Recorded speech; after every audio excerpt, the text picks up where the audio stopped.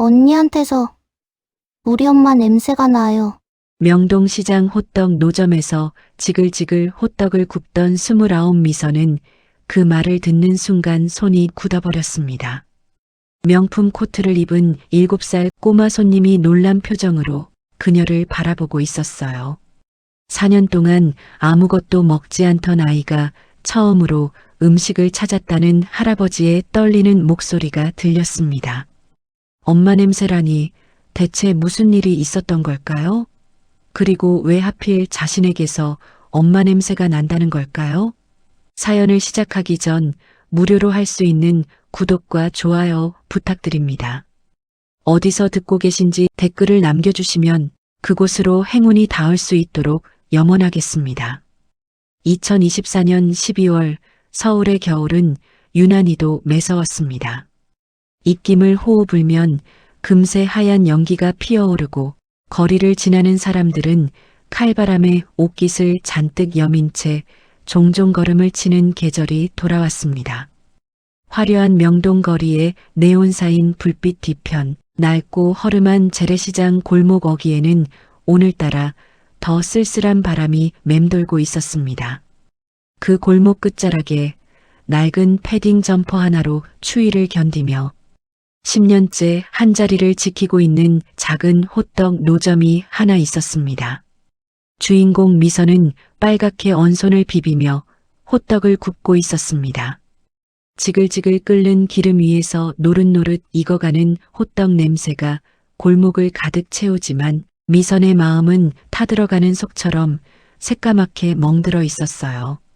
29, 남들은 연애다 취업이다 하며 꽃 피울 나이에 미선은 기름 냄새, 쩐내를 풍기며 가장의 무게를 짊어지고 있었습니다.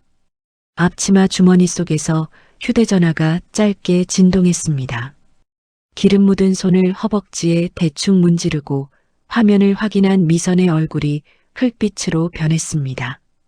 병원에서 온 독촉 문자였어요. 내일까지 280만 원을 입금하지 않으면 할머니를 퇴원시켜야 한다는 청천벽력 같은 통보였습니다. 미선의 눈가에 그렁그렁 눈물이 맺혔습니다. 부모도 없이 버려진 자신을 거두어 친딸처럼 키워준 옥순 할머니였습니다.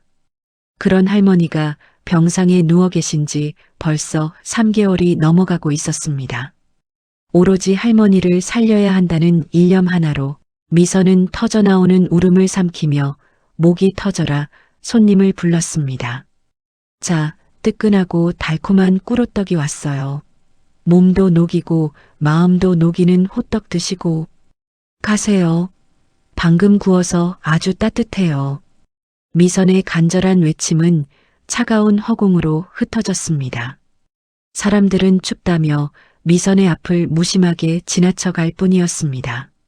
미선은 호떡 누르개를 쥔 손에 힘을 꽉 주었습니다. 여기서 무너지면 우리 할머니는 누가 지키냐고 스스로를 모질게 다독였었죠.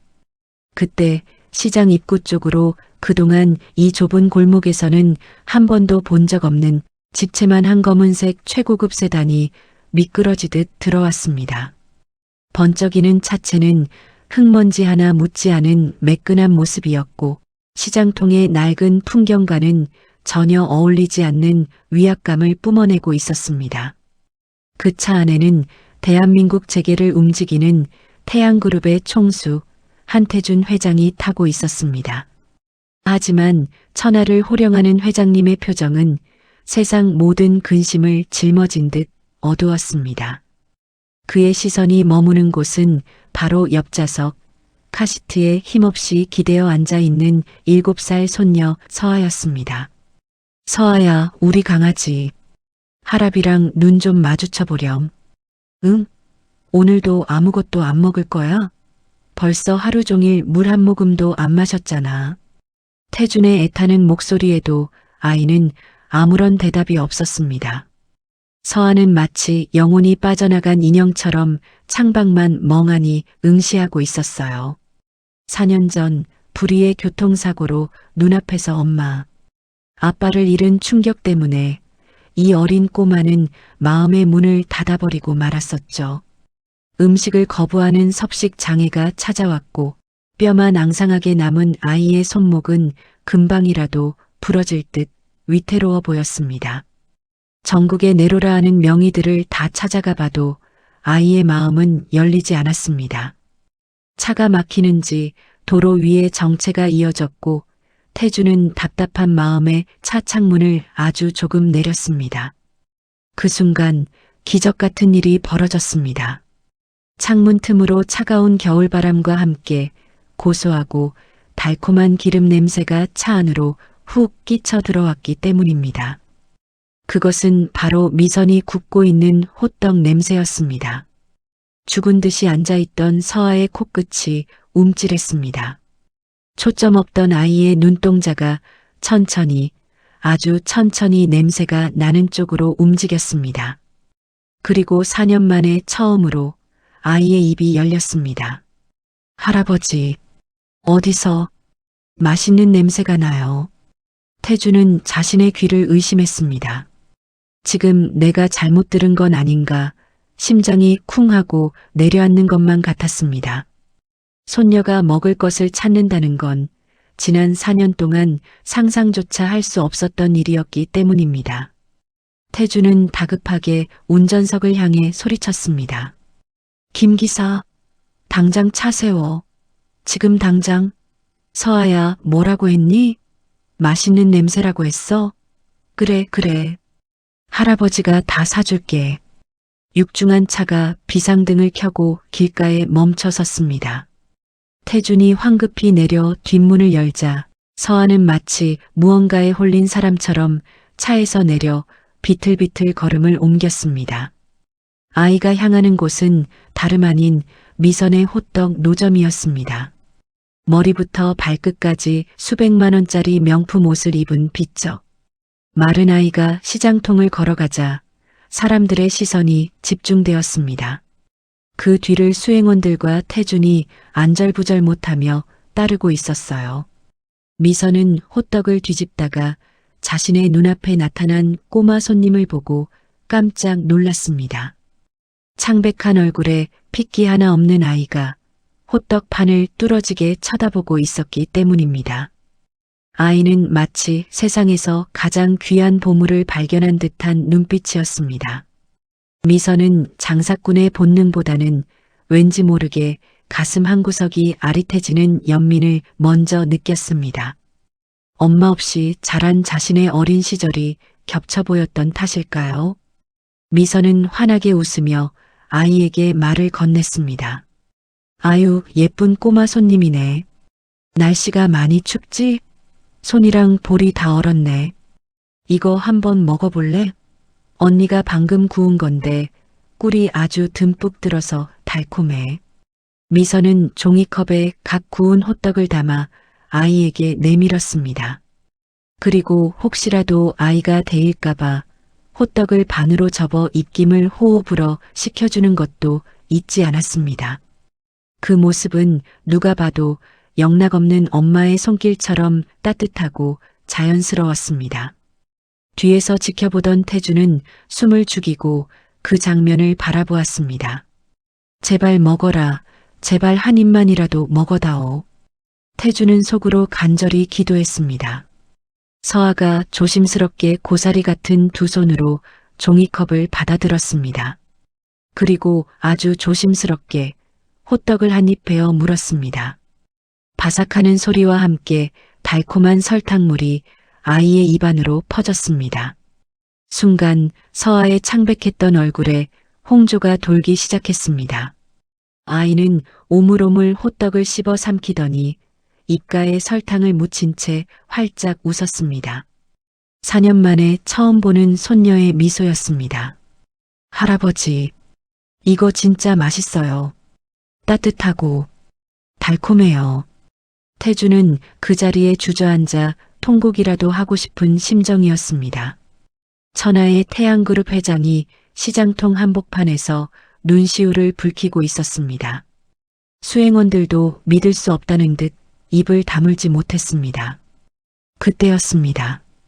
호떡을 맛있게 먹던 서아가 고개를 들어 미선의 얼굴을 빤히 쳐다보았습니다.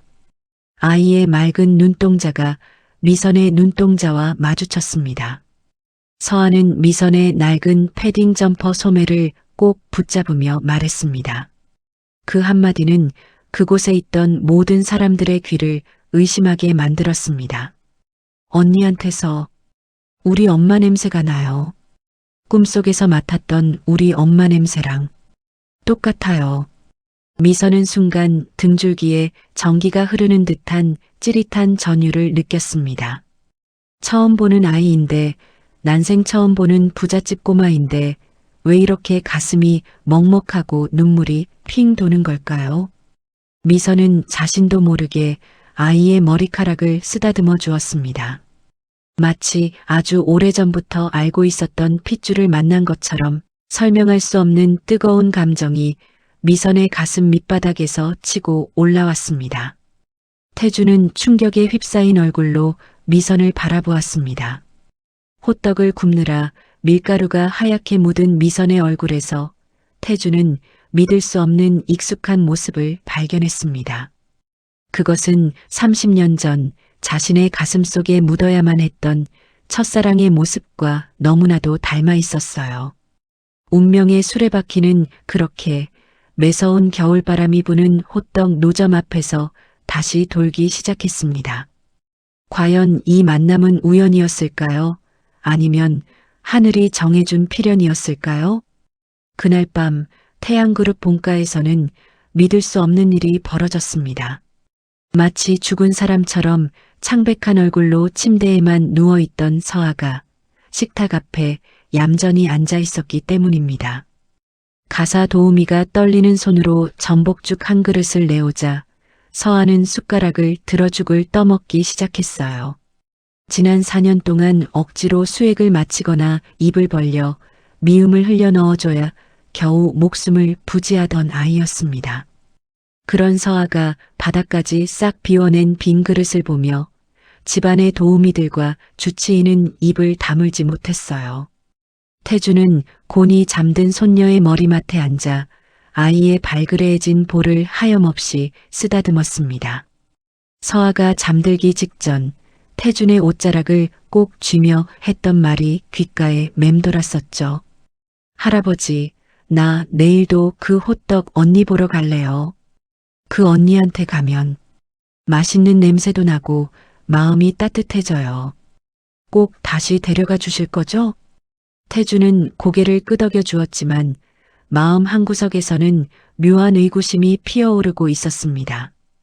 대한민국 최고의 요리사들이 만든 산해진미도 마다하던 아이가 왜 하필 뭔지 날리는 시장통의 호떡 장수에게 그토록 반응한 것일까요? 낮에 보았던 그 호떡 파는 아가씨의 얼굴이 자꾸만 눈앞에 어른거려 잠을 이룰 수가 없었어요.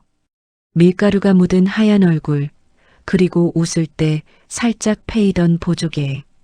그 모습이 가슴 깊숙이 묻어두었던 누군가를 사무치게 떠올리게 만들었기 때문입니다. 다음 날이 밝았습니다. 태주는 회사로 출근하는 대신 남들 눈에 띄지 않도록 아주 수수한 등산복으로 갈아입었어요. 평소에 쓰던 중절모 대신 챙이 넓은 등산 모자를 푹 눌러 쓰고 수행원 한 명 없이 홀로 택시를 잡아탔습니다. 목적지는 어제 그 명동 뒷골목 시장이었어요. 태주는 전봇대 뒤편 사람들의 시선이 닿지 않는 어두운 그늘에 몸을 숨기고 미선의 호떡집을 훔쳐보기 시작했습니다. 점심시간이 지나자 시장은 사람들로 북적였어요. 미선은 쉴 새 없이 호떡을 뒤집고 포장하느라 이마에 송글송글 땀이 맺혀 있었습니다. 네, 호떡 3개 포장해 드릴게요. 조심해서 가세요. 감사합니다. 손님에게 건네는 그 상냥한 목소리, 그리고 입가에 피어나는 보조개. 태주는 그 모습을 보는 순간 심장이 멎는 듯한 충격을 받았어요. 그것은 30년 전 태준이 목숨보다 더 사랑했던 여인 영희와 너무나도 똑같은 모습이었기 때문입니다. 당시 25살이었던 태주는 가난한 음대생이었던 영희를 미치도록 사랑했었죠. 하지만 재벌가인 태준의 집안에서 그 사랑을 허락할 리가 없었습니다. 태준의 계모는 영희를 불러내 돈 봉투를 바닥에 내동댕이 치며 모욕을 주었어요. 자존심이 강했던 영희는 그 돈을 거들떠보지도 않고 태준에게 피해가 갈까봐 말 한마디 없이 자취를 감추고 말았습니다. 태준은 떨리는 손으로 주머니에서 수첩을 꺼내 날짜를 계산해 보았습니다. 영희와 헤어진 것이 1995년, 그리고 저기서 일하는 아가씨의 나이가 대략 29살쯤 되어 보였어요. 시기가 무서울 정도로 딱 맞아떨어지고 있었습니다. 태준의 가슴이 쿵쾅거리며 요동치기 시작했어요. 혹시, 정말 혹시라도 영희가 내 아이를 가졌던 것은 아닐까? 그 아이가 살아서 저렇게 내 눈앞에 있는 것은 아닐까? 태준은 떨리는 손으로 휴대전화를 꺼내 비서실장에게 전화를 걸었습니다. 박 실장, 지금 당장 명동시장 입구에 있는 호떡 노점상을 조사해. 그 아가씨 이름이 뭔지, 나이가 몇 살인지, 그리고 가족관계가 어떻게 되는지 낱낱이 알아봐. 오늘 밤 안으로 보고서 가져와. 알겠나? 전화를 끊은 태준은 한참이나 그 자리를 떠나지 못하고 미선을 바라보았습니다. 찬바람을 맞으며 떨고 있는 미선의 어깨가 너무나 작고 가여워 보였기 때문입니다. 며칠 뒤 늦은 밤이었습니다. 태준의 서재 문이 조심스럽게 열리고 비서실장이 서류 봉투 하나를 들고 들어왔어요. 방 안에는 무거운 침묵만이 감돌고 있었습니다. 태준은 마른 침을 삼키며 비서실장이 건넨 봉투를 열었어요. 종이 한 장 한 장을 넘길 때마다 태준의 손끝이 파르르 떨려왔습니다. 회장님, 보고 드린 대로입니다. 본명 박미선, 1996년 2월생입니다. 그리고 어머니의 성함은 이영애 씨가 맞습니다. 안타깝게도 10년 전에 지병으로 사망하셨다고 합니다. 태준은 들고 있던 찻잔을 바닥에 떨어뜨리고 말았습니다. 쨍그랑하는 날카로운 파열음이 고요한 서재를 뒤흔들었어요. 뜨거운 차가 바닥을 적셨지만 태준은 그것을 닦을 생각조차 하지 못했습니다. 어머니 이름이 이영희, 그 세 글자가 태준의 가슴을 후벼 파는 비수가 되어 날아와 꽂혔어요. 영희야, 이 못난 놈이 널 죽였구나.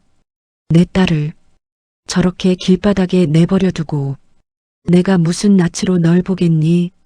태준은 책상에 엎드려 어린아이처럼 소리내어 오열했습니다.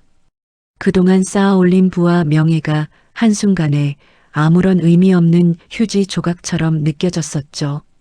하지만 이 거대한 비밀을 알게 된 사람은 태준뿐만이 아니었습니다. 같은 시각 태양그룹 별채의 은밀한 응접실입니다. 70이 넘은 나이에도 꼿꼿한 허리와 도끼 서린 눈빛을 가진 노부인이 소파에 앉아 있었어요. 바로 태준의 계모인 박연숙 여사였습니다. 그녀의 앞에는 태준의 비서실 직원이 고개를 숙인 채 서 있었고 탁자 위에는 두툼한 돈 봉투가 놓여 있었어요. 연숙은 매수된 직원이 가져온 미선의 뒷조사 서류를 훑어보며 싸늘한 미소를 지었습니다. 그러니까 30년 전에 내가 쫓아냈던 그 계집의 핏줄이 살아있다. 이거지? 호떡이나 파는 천한 것이 감히 우리 태양그룹의 핏줄이라고? 연숙의 눈에서 탐욕스러운 불꽃이 이글거렸습니다. 그녀는 평생을 바쳐 태양그룹을 자신의 친아들, 그러니까 태준의 이복 동생에게 물려주기 위해 온갖 음모를 꾸며온 사람이었어요. 만약 태준이 이 아이를 친딸로 인정하고 호적에 올리기라도 한다면 연숙이 꿈꾸던 모든 것이 물거품이 될 수도 있는 상황이었습니다. 내 눈에 흙이 들어가기 전에는 절대 안 돼. 싹을 잘라버려야 해. 연숙은 즉시 어딘가로 전화를 걸었습니다. 그녀의 목소리는 마치 뱀이 혀를 날름거리는 것처럼 차갑고 소름 끼쳤어요. 명동에 박미선이라는 계집애가 있다. 오늘부터 24시간 감시해. 그리고 내가 신호를 주면 바로 처리할 수 있게 준비해둬. 아무것도 모르는 미선은 오늘도 차가운 바람을 맞으며 옥순 할머니의 병원비를 벌기 위해 호떡 반죽을 치대고 있었습니다. 자신을 향해 다가오는 거대한 운명의 파도와 그 뒤에 숨겨진 검은 그림자를 꿈에도 모른 채 말입니다. 태주는 잃어버린 딸을 찾았다는 기쁨과 죄책감에 몸부림치고 있었고 계모 연숙은 그 딸을 제거하기 위해 동리를 드러내고 있었어요. 과연 미선은 이 위태로운 상황 속에서 무사할 수 있을까요? 그리고 태주는 30년 전 지키지 못했던 사랑을 이번에는 딸을 통해 지켜낼 수 있을까요? 엉킨 실타래처럼 복잡하게 꼬인 이들의 운명이 이제 막 소용돌이치기 시작했습니다. 매서운 추위도 핏줄이 당기는 힘은 막을 수 없었나 봅니다. 그날 이후 서하는 유치원이 끝나기가 무섭게 참새가 방앗간을 찾듯 매일같이 호떡집으로 달려왔습니다. 그 비싼 외제차에서 내린 꼬마 숙녀가 낡은 나무 의자에 쪼그리고 앉아 오물오물 호떡을 먹는 모습은 시장통의 명물이 되었죠. 22살이라는 나이 차이가 무색하게 두 사람은 금세 둘도 없는 단짝이 되었습니다. 서하는 아직 미선이 자신의 고모라는 사실은 꿈에도 모른 채 그저 맛있는 호떡을 구워주는 천사 같은 언니라고만 생각하며 미선을 따랐습니다. 어느 날 오후였습니다. 바람이 유독 차갑게 불어 서하의 머리카락이 헝클어지자 미선은 주머니에서 노란 고무줄을 꺼냈습니다. 그리고 익숙한 손놀림으로 아이의 머리카락을 따아주기 시작했습니다. 손가락을 X자로 교차시키며 매듭을 2번 꼬아 묶는 아주 독특하고 야무진 방식이었어요. 먼 발치에서 차 창문을 조금 내리고 그 모습을 지켜보던 태준의 동공이 거칠게 흔들렸습니다. 그 매듭법은 30년 전 영희가 자신의 긴 머리를 묶을 때 쓰던 버릇과 토씨 하나 틀리지 않고 똑같았기 때문입니다. 태주는 가슴을 쥐어뜯으며 확신했습니다. 저 아이는 영희의 딸이 맞다. 내 핏줄이 틀림없다고 말입니다. 더 이상은 지체할 수 없었죠. 이윽고 검은색 세단이 미선의 호떡술의 바로 앞에 멈춰섰습니다. 운전기사가 정중하게 차에서 내려 미선에게 다가왔습니다. 회장님이 병원에서 잠시 뵙기를 청한다는 말에 미선은 덜컥 겁이 났습니다. 혹시 서아가 호떡을 먹고 탈이라도 난 건 아닌지 덜덜 떨리는 손으로 앞치마를 벗어두고 차에 올랐습니다. 차가 도착한 곳은 서울에서 제일 크다는 종합병원의 VIP 병실이었습니다. 호텔 스위트룸보다 더 화려한 병실 입구에 서자 미선은 주눅이 들어 고개조차 제대로 들 수 없었습니다. 문이 열리고 소파에 앉아있던 태준이 천천히 몸을 일으켰습니다. 그의 눈가는 며칠 밤을 새운 사람처럼 퀭했고 눈동자는 물기에 젖어 붉게 충혈되어 있었어요. 숨막히는 정적이 흐르는 가운데 태준이 갈라지는 목소리로 힘겹게 입을 떼었습니다. 왔는가? 놀라게 해서 미안하네. 자네에게 꼭 물어볼 말이 있어서 불렀어. 혹시 자네 어머니가 피아노를 치셨나? 미선은 뜻밖의 질문에 눈을 동그랗게 떴습니다. 호떡 먹고 배탈 난 이야기를 할 줄 알았는데 돌아가신 엄마의 피아노 이야기라니 도무지 영문을 알 수 없었습니다. 하지만 미선은 이내 차분하게 그러나 의아한 표정으로 대답했습니다. 네, 맞아요. 가난해서 대학은 중퇴하셨지만 돌아가시기 전까지 피아노를 정말 사랑하셨어요. 그런데 회장님이 그걸 어떻게 아세요? 저희 엄마를 아세요? 미선의 대답을 듣는 순간 태준의 다리에 힘이 풀리며 비틀거렸습니다. 그토록 찾아 헤매던 진실이 눈앞에서 확인되는 순간이었습니다. 태주는 터져나오는 울음을 삼키며 떨리는 손을 뻗어 미선의 어깨를 잡으려다 차마 닿지 못하고 허공에서 멈췄습니다. 죄책감과 그리움 그리고 미안함이 뒤섞인 눈물이 태준의 주름진 뺨을 타고 주르륵 흘러내렸습니다. 대한민국 재계를 호령하는 회장의 위엄은 온데간데였고 그저 잃어버린 딸 앞에 선 죄인 된 아버지의 모습만 남아 있었습니다. 내가 바로 너희 어머니를 지키지 못한 못난 사람이다. 미선아, 내가 네 아비다. 순간 병실 안의 공기가 얼어붙은 듯 차갑게 변했습니다. 미선은 귀를 의심했습니다. 지금 이 노신사가 무슨 말을 하는 건지 머릿속이 하얗게 변해 아무런 생각도 나지 않았습니다. 아비라니 아버지라니 평생을 아버지 얼굴도 모르고 살았던 미선이었습니다. 엄마가 병원비가 없어 고통 속에 신음하며 죽어갈 때도 자신이 빚쟁이들에게 쫓겨 차가운 단칸방에서 울며 잠들 때도 그림자조차 비치지 않았던 사람이었습니다. 충격은 곧 뜨거운 분노가 되어 미선의 가슴을 찢고 올라왔습니다. 미선의 눈에서 닭똥 같은 눈물이 툭하고 떨어지더니 이내 악에 바친 비명이 터져 나왔습니다. 뭐라고요? 아빠라고요?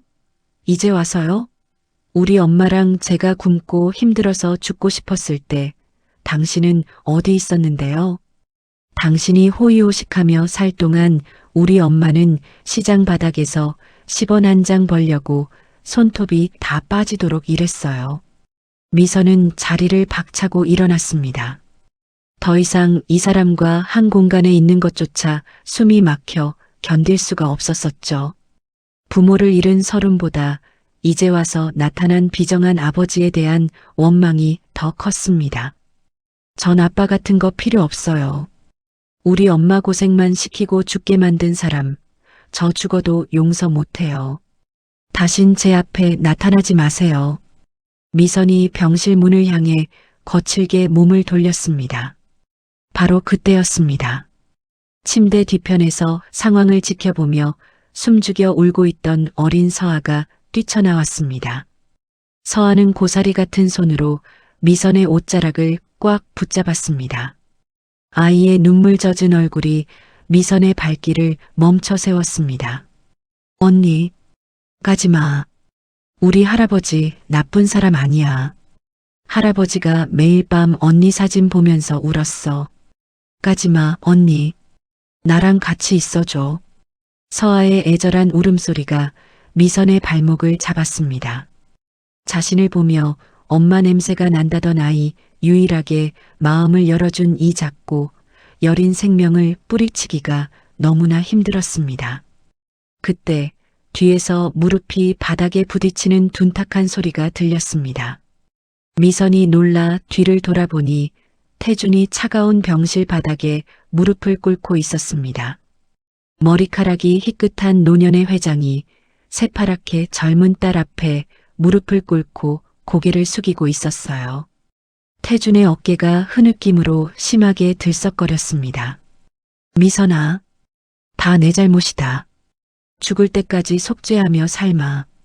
하지만 천류는 어쩔 수가 없지 않니? 제발 친자인지 확인하는 검사만이라도 받게 해다오. 그것만 해주면 너가 하라는 대로 다 하마. 제발. 미선은 입술을 꽉 깨물었습니다.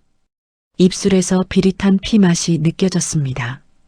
눈앞에 무릎 꿇은 이 남자가 밉고 원망스러웠지만 바짓가랑이를 잡고 우는 서아를 보니 차마 발길이 떨어지지 않았습니다.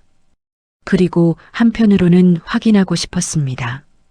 정말 이 사람이 내 아버지인지 엄마가 그토록 그리워하면서도 숨기려 했던 그 사람이 맞는지 진실을 알고 싶은 욕망이 미선의 마음속에서도 꿈틀거렸습니다.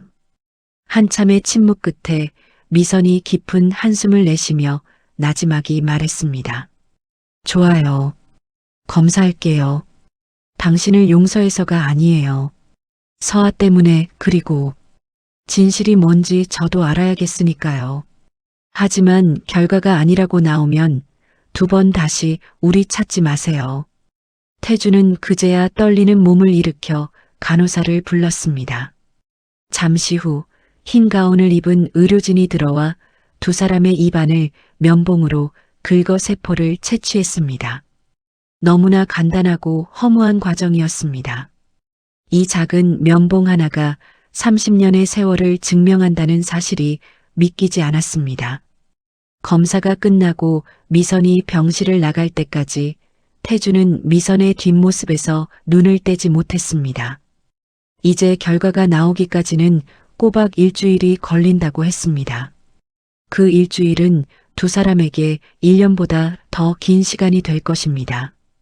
검사를 마친 그날 밤 미선은 병원 보조 침대에서 잠든 옥순 할머니의 거친 손을 꼭 잡고 밤새 뒤척였습니다.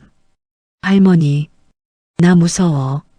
저 회장님이 진짜 우리 아빠면 어떡하고 아니면 또 어떡해? 기대했다가 아니라고 하면 나 진짜 무너질 것 같아. 미선의 속타는 마음을 아는지 모르는지 병원 복도 의자에서는 어린 서아가 두 손을 모으고 달림에게 소원을 빌고 있었었죠. 달림, 제발 그 호떡 언니가 우리 고모이게 해주세요. 그래서 우리 가족 다 같이 밥도 먹고 놀러 가게 해주세요. 네. 아이의 순수한 기도가 차가운 겨울 밤하늘로 조용히 퍼져나갔습니다. 태준에게는 잃어버린 핏줄을 확인하는 희망의 시간이었지만 어둠 속에서 이를 지켜보는 또 다른 눈이 있었습니다. 바로 태준의 계모, 박연숙 여사의 검은 그림자가 병원을 감싸고 있었습니다. 일주일이라고 했지? 그 일주일 안에 모든 걸 끝내야 해. 결과지가 태준이 손에 들어가는 일은 없어야 할 거야. 무슨 수를 써서라도 막아. 연숙의 서슬 퍼런 지시가 전화기 너머로 전달되었습니다. 친자 확인 결과가 나오기도 전에 미선을 구렁텅이로 몰아넣으려는 계모의 음모가 시작되고 있었습니다. 과연 미선은 무사히 친자 확인 결과를 받아볼 수 있을까요? 그리고 옥순 할머니의 수술비 마감일은 하루하루 다가오는데 미선의 앞날에는 먹구름이 잔뜩 끼어 있었습니다. 폭풍 전 야와도 같은 위태로운 일주일이 이제 막 시작되었습니다. 운명의 일주일은 참으로 더디게만 흘러갔습니다. 태준과 미선이 피 말리는 기다림의 시간을 보내고 있을 때 음습한 어둠 속에서 움직이는 사람이 있었어요. 바로 태준의 계모, 박연숙 여사였습니다. 그녀는 친자 확인 결과가 나오기 전에 미선을 완전히 밟아버리기로 작정했어요. 자신의 친아들에게 돌아가야 할 그룹의 재산이 어디서 굴러먹다 온지도 모르는 천안 호떡 장수에게 넘어가는 꼴은 죽어도 볼 수 없었으니까요. 연숙은 비단 이불을 덮고 앉아 차가운 목소리로 누군가에게 전화를 걸었습니다. 그녀의 주름진 입가에는 섬뜩한 미소가 걸려 있었어요. 김 부장, 지금 바로 구청 위생과랑 도로교통과에 민원 넣어. 명동시장 입구에 불법 노점상이 길을 막고 있어서 통행이 불가능하다고 해. 그리고 음식이 비위생적이라 식중독 걸릴 것 같다는 말도 꼭 덧붙이고 오늘 당장 싹 다 밀어버리라고 해. 연숙의 지시는 잔인하고도 철저했습니다. 그녀는 미선이 새 들어 사는 쪽방 건물주에게까지 손을 썼어요. 당장 방을 빼게 하지 않으면 건물을 통째로 사버려서 쫓아내겠다고 으름장을 놓았습니다. 아무것도 모르는 미선은 그저 내일이면 할머니 병원비를 낼 수 있다는 희망 하나로 오늘도 새벽부터 나와 호떡 반죽을 치대고 있었어요.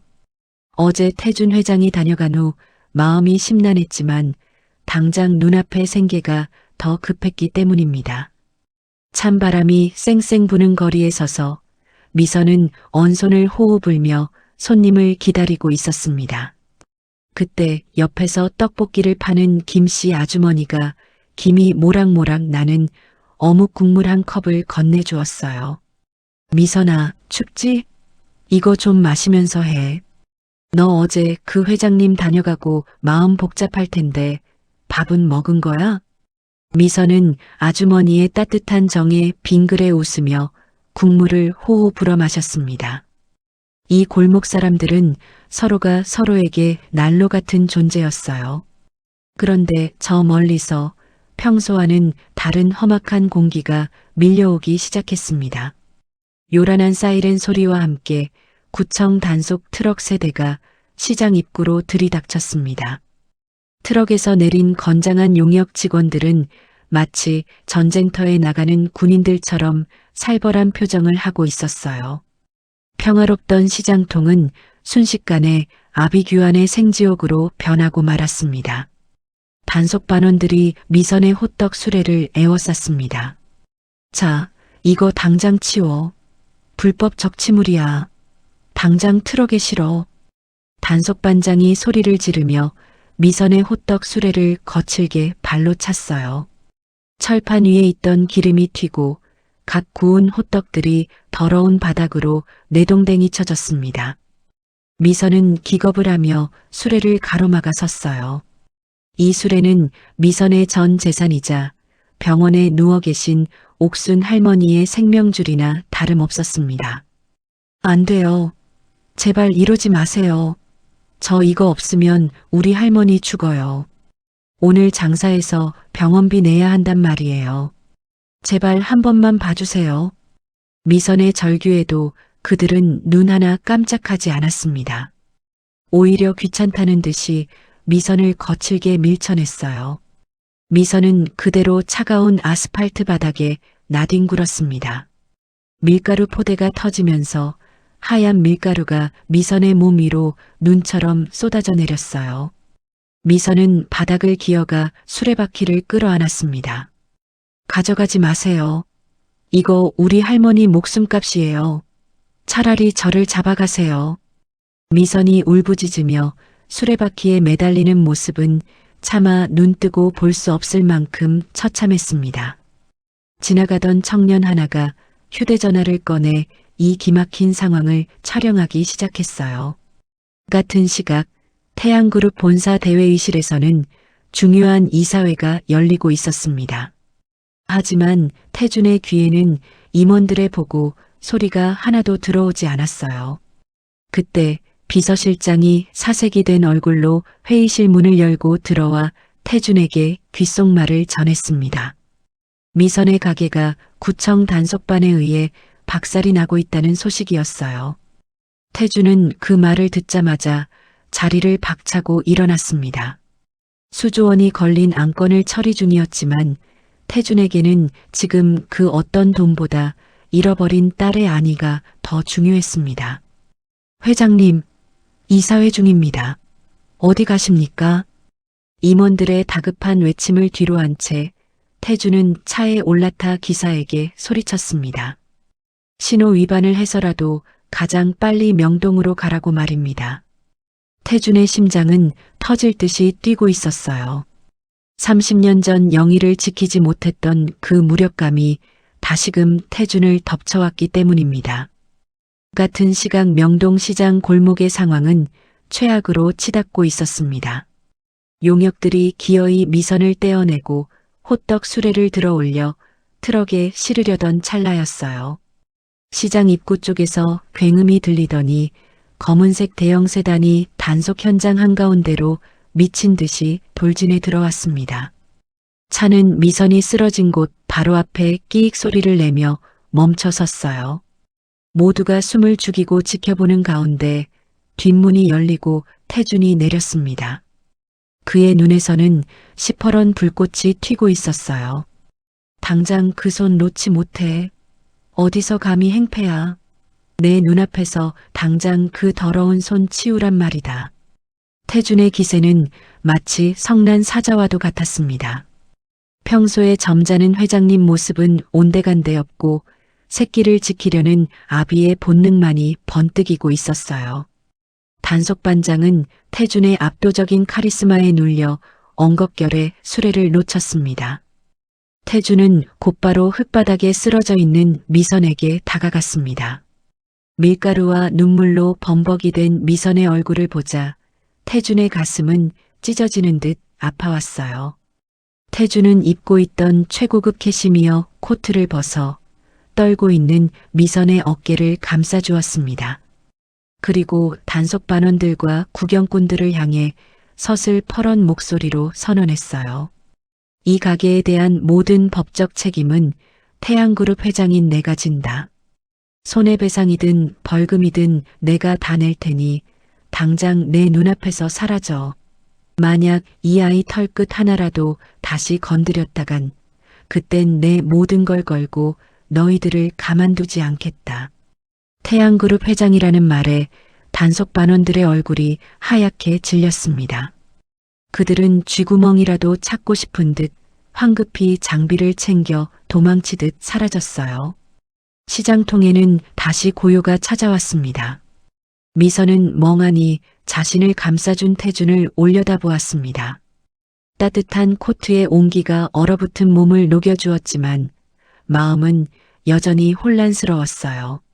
자신을 버린 줄만 알았던, 원망만 했던 그 사람이 지금 가장 비참한 순간에 나타나 자신을 구해주었으니까요.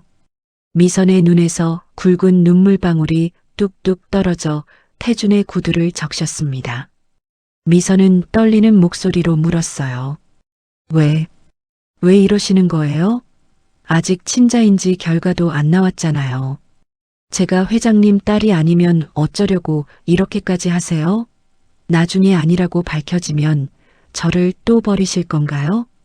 미선의 물음에는 깊은 상처와 두려움이 배어 있었습니다. 기대했다가 실망하는 것이 죽기보다 싫은 버려진 아이의 본능적인 방어기제였었죠. 태주는 무릎을 굽혀 미선과 눈높이를 맞췄어요. 그리고 자신의 손수건을 꺼내 미선의 얼굴에 묻은 밀가루와 흙을 조심스럽게 닦아주었습니다. 아니, 상관없다. 너가 내 딸이 아니어도 유전자 검사 결과가 틀리게 나와도 상관없어. 너는 내가 사랑했던 영희가 남긴 소중한 사람이야. 그것만으로도 내가 너를 지킬 이유는 충분해. 그러니 안심하거라. 이제 다시는 누구도 너를 울리지 못하게 하마. 태준의 진심 어린 고백이 차가운 겨울바람을 타고 미선의 가슴속으로 스며들었습니다. 딸이 아니어도 지키겠다는 그 말 한마디가 꽁꽁 얼어붙어 있던 미선의 마음을 조금씩 녹이기 시작했어요. 그것은 단순한 위로가 아니라 평생을 외롭게 살아온 한 영혼에게 건네는 든든한 아버지의 약속이었습니다. 미선은 태준의 코트 자락을 꽉 움켜쥐며 소리 없는 울음을 토해냈습니다.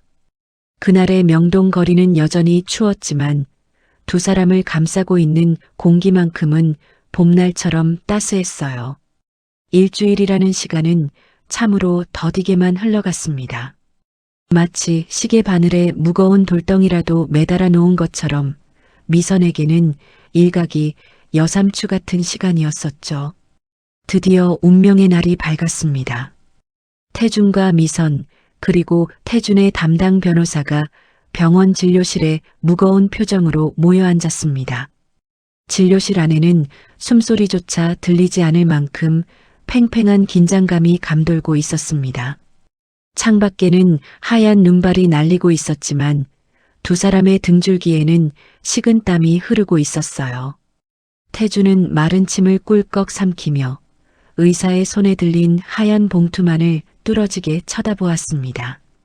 미선 역시 무릎 위에 놓인 두 주먹을 꽉 쥐고 입술을 깨물었습니다. 혹시나 결과가 잘못 나오면 어쩌나, 또다시 세상에 혼자 남겨지면 어쩌나 하는 두려움이 가슴을 짓눌렀기 때문입니다. 의사가 천천히 봉투를 개봉하고 종이 한 장을 꺼냈습니다. 종이를 훑어보던 의사의 입가에 옅은 미소가 번졌습니다. 그리고 차분하고 또렷한 목소리로 결과를 발표했습니다. 축하드립니다, 회장님. 검사 결과 두 분의 유전자가 일치할 확률은 99.9%입니다. 생물학적으로 부녀 관계가 확실합니다. 의사의 말이 떨어지기가 무섭게 태주는 자리에서 벌떡 일어났습니다. 그리고 결과지를 낚아채듯 받아들고는 확인하고 또 확인했습니다. 친자일치, 그 네 글자를 보는 순간 태준의 눈에서 뜨거운 눈물이 왈칵 쏟아졌습니다. 그것은 30년의 세월을 뛰어넘어 드디어 제 핏줄을 찾았다는 안도의 눈물이었었죠. 태주는 결과지를 가슴에 품고 아이처럼 엉엉 소리내어 울기 시작했습니다. 천하를 호령하던 기업의 총수가 체면도 다 잊은 채 잃어버린 딸 앞에서 무너져 내리는 모습이었습니다. 고맙다. 살아줘서 정말 고맙다. 영희야. 내가 드디어 우리 딸을 찾았어. 미선아. 내 딸아. 미선도 흐르는 눈물을 주체할 수 없었습니다. 평생을 아버지 없는 자식이라 손가락질 받으며 살아온 서러움이 파도처럼 밀려왔습니다. 엄마가 돌아가시고 세상 천지의 혈혈단신인 줄만 알았는데 내게도 아빠가 있었다니 믿기지가 않았습니다. 미선은 떨리는 목소리로 29년 만에 처음으로 그 단어를 입 밖으로 꺼내보았습니다. 정말 우리 아빠 맞아요? 나 안 버린 거 맞아요? 아빠. 아빠라는 그 한마디에 태주는 미선을 와락 끌어안았습니다. 두 사람은 서로를 부둥켜 안고 그동안의 아픔과 그리움을 씻어내려는 듯 한참을 그렇게 울고 또 울었습니다. 서아도 옆에서 훌쩍이며 고모와 할아버지를 번갈아 쳐다보고 있었어요. 진료실 안은 눈물바다가 되었지만 그 어느 때보다 따뜻한 온기로 가득 찼습니다. 태주는 이내 눈물을 닦고 결연한 표정으로 변호사를 바라보았습니다. 이제 더 이상 망설일 이유가 없었습니다. 태주는 단호한 목소리로 지시를 내렸습니다. 김 변호사, 지금 당장 기자회견 준비해. 내 잃어버린 딸을 찾았다고 세상에 알릴 거야. 그리고 호적 정리 절차도 바로 시작해. 하루라도 빨리 내 호적에 올려서 태양그룹의 당당한 장녀로 만들 거야. 태준의 목소리에는 그 누구도 거역할 수 없는 힘이 실려 있었습니다. 하지만 좋은 일에는 언제나 막아 끼는 법이라고 했던가요? 행복한 순간을 깨뜨리는 날카로운 고함이 복도 끝에서부터 들려왔습니다. 병원 복도가 떠나가라 소리를 지르며 달려오는 사람, 바로 태준의 계모 박연숙 여사였습니다. 뉴스를 통해 태준이 병원에 갔다는 소식을 듣고 혹시나 하는 마음에 한 걸음에 달려온 것이었습니다. 잠시 후 진료실 문이 거칠게 열리고 연숙이 들이닥쳤습니다. 그녀의 눈은 도끼로 가득 차 있었고 숨을 헐떡이며 미선을 노려보았습니다. 이게 무슨 짓들이야? 태준이 너 정말 노망이라도 난게냐? 어디서 근본도 없는 거지 같은 게 굴러들어와서 내 집안 물을 흐려. 연숙은 다짜고짜 미선에게 삿대질을 해댔습니다. 태준이 막아서려 했지만 연숙은 막무가내였습니다. 그녀는 미선이 태준의 딸로 인정받는 순간 자신의 친아들이 그룹을 물려받을 기회가 영영 사라진다는 생각에 이성을 잃은 상태였었죠. 급기야 연숙은 미선의 멱살을 잡으려고 손을 뻗었습니다. 평소 우아한 척하던 재벌가 사모님의 모습은 온데간데 없고 욕심에 눈이 먼추한 노파의 모습만 남아 있었습니다. 내년이 감히 여기가 어디라고 발을 들여? 당장 내 눈앞에서 꺼져. 내 아들 재산은 10원 한 장도 못 줘. 연숙의 손이 미선의 머리채를 향해 날아들었습니다.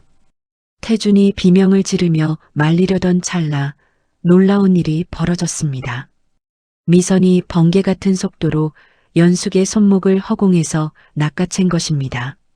10년 동안 매일같이 새벽부터 밀가루 반죽을 치대며 살아온 미선이었습니다. 호떡 수레를 끌고 다니며 다져진 생활 근력은 온실 속의 화초처럼 살아온 연숙이 감당할 수 있는 수준이 아니었었죠. 미선은 연숙의 손목을 꽉 쥐고는 흔들림 없는 눈빛으로 그녀를 쏘아보았습니다. 미선의 눈빛에는 더 이상 두려움이 없었습니다.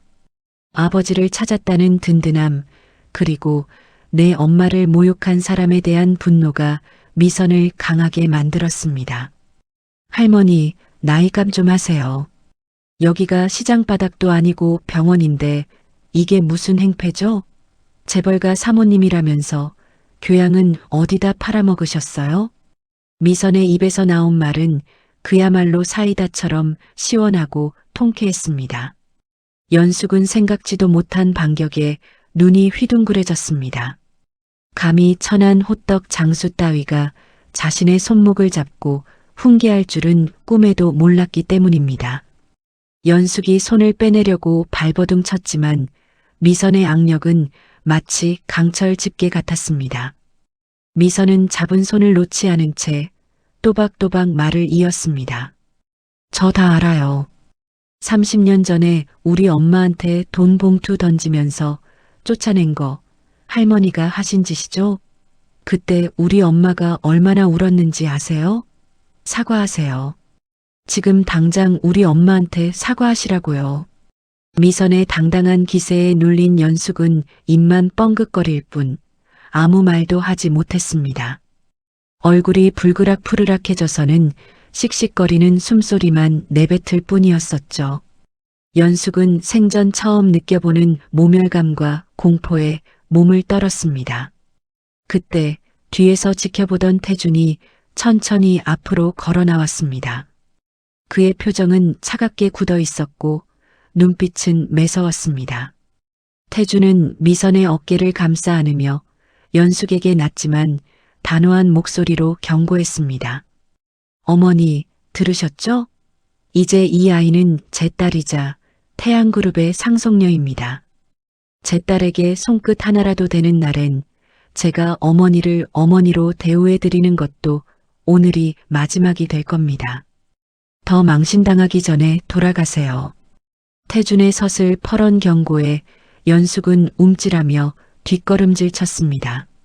항상 순종적이었던 의부사들 태준이 이렇게까지 강경하게 나오는 것은 처음 보는 모습이었습니다.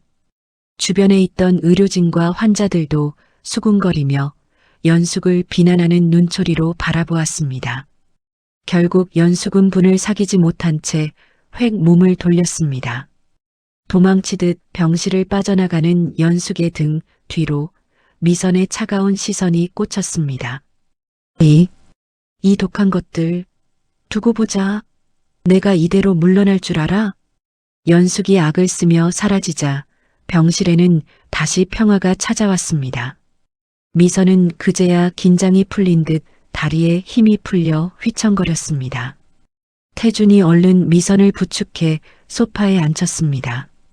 방금 전까지 호랑이 같던 미선이 다시 여린 딸로 돌아온 모습에 태준은 가슴이 아리면서도 한편으로는 대견했습니다. 내 딸이 어디 가서 맞고 다니지는 않겠구나. 그 강인한 모습에 마음이 놓였기 때문입니다. 미선은 얼얼한 손목을 문지르며 태준을 올려다보았습니다. 그리고 쑥스러운 듯 살짝 미소를 지었습니다. 아빠, 저 좀 너무 버릇 없었나요? 그래도 어른이신데. 태준은 고개를 세차게 저으며 미선의 머리를 쓰다듬어 주었습니다. 착하기만 한 줄 알았던 딸에게서 영희의 강단 있는 모습을 발견한 것 같아 오히려 기뻤습니다. 태준은 미선의 손을 꼭 잡으며 말했습니다. 아니, 아주 잘했다. 정말 잘했어. 할 말은 하고 살아야지. 그게 내 딸이지. 앞으로는 그 누구도 너를 무시하지 못하게 할 거다. 내가 너의 든든한 방패가 되어주마. 두 사람은 마주보고 환하게 웃었습니다.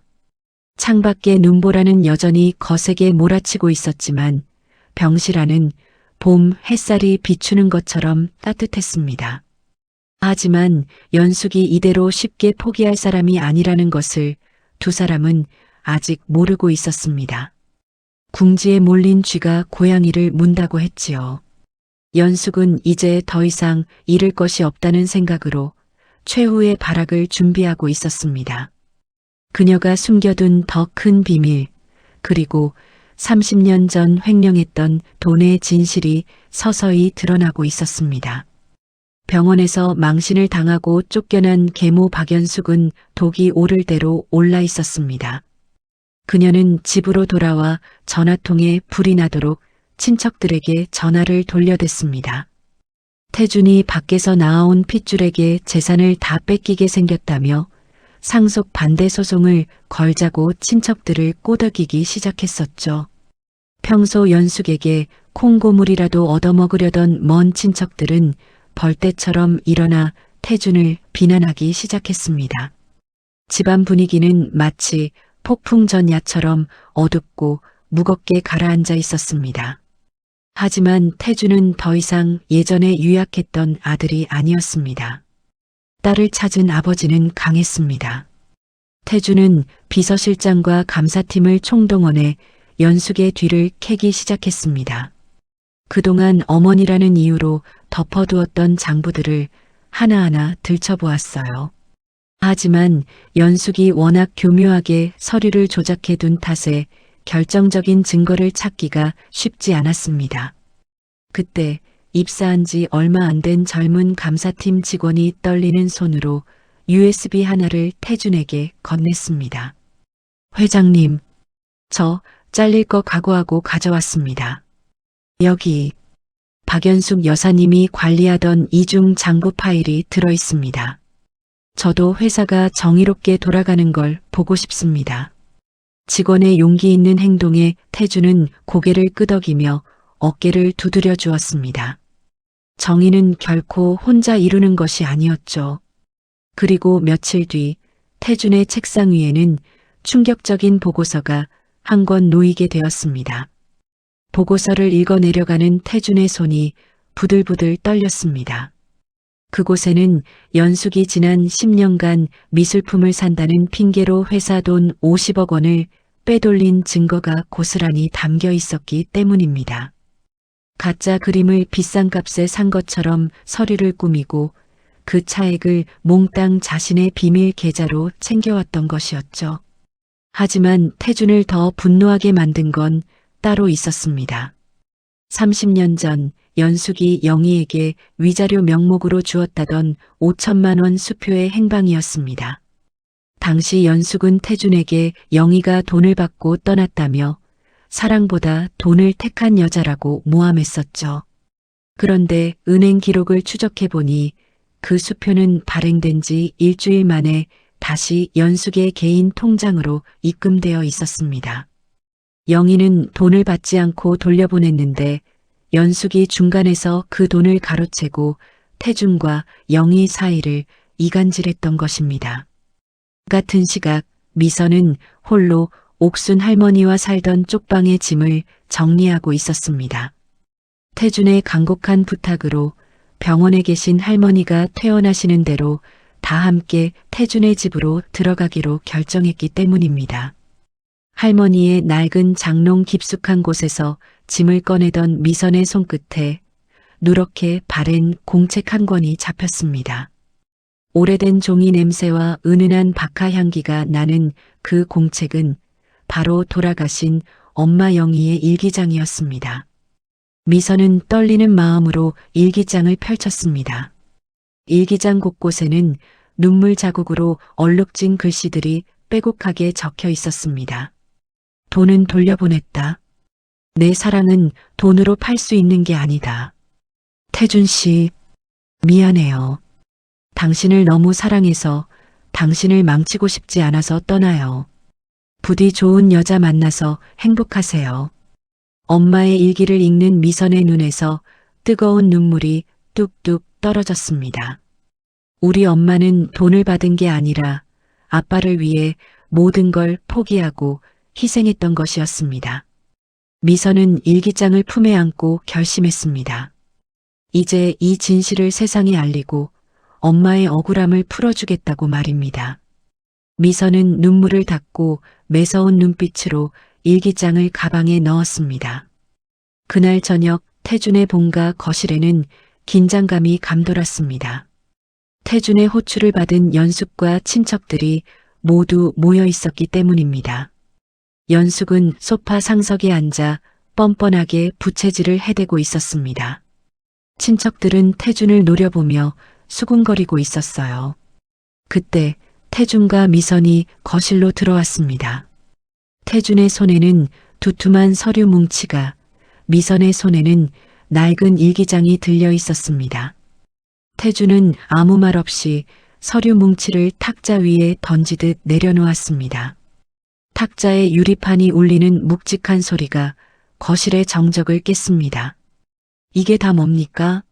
미술품 구매 내역서, 그리고 30년 전 수표 입금 내역서입니다. 어머니, 아니 박연숙 씨, 이래도 오리발을 내미시겠습니까? 연숙은 서류를 힐끔 보더니 코웃음을 쳤습니다.